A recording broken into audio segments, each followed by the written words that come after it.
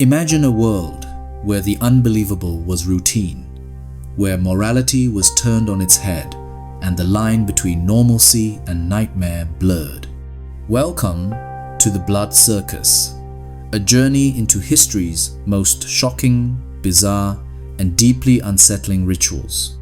From the roar of the Roman arena to the silent portraits of the dead, this is the untold story of human customs that once reigned supreme and now seem unthinkable. It's 180 AD, and the Colosseum is alive with the deafening roar of 50,000 Romans. In the arena, a Thracian gladiator stands over his fallen opponent, his fate hanging on the emperor's thumb. This wasn't just entertainment, it was a bloody contract between Rome, its people, and the gods. But what drove this obsession with public slaughter? And how did it shape the empire's rise and fall? Join us as we step into the sand-covered arena to uncover the truth behind the Roman games, where life, death, and divine favor collided in a spectacle of terror and power. High atop the Templo Mayor, a priest raises an obsidian blade. Below, a crowd watches in awe as the blade descends, not in anger, but in duty.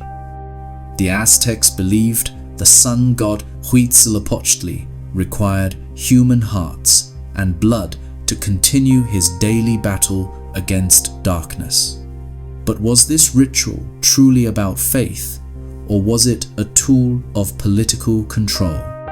This is the story of a civilization that believed the survival of the world depended on its most gruesome rituals and the chilling legacy it left behind. In a stuffy Victorian parlor, a mother gently holds her daughter upright in a chair.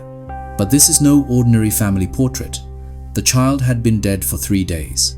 Post-mortem photography was once a common, albeit unsettling, ritual for grieving families. Discover the cultural obsession with death that gave rise to this haunting art form and how it reflected a society grappling with loss in the modern age.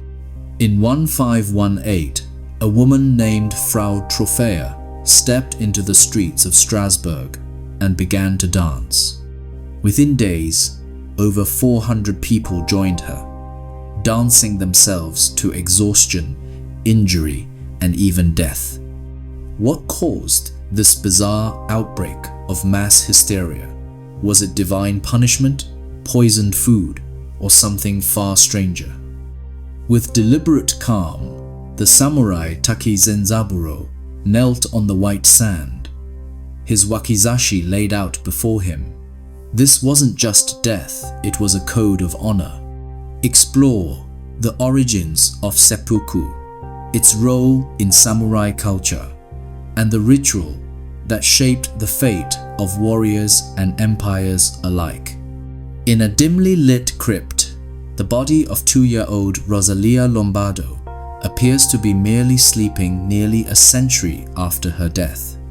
Were these bodies divine miracles or the work of skilled embalmers?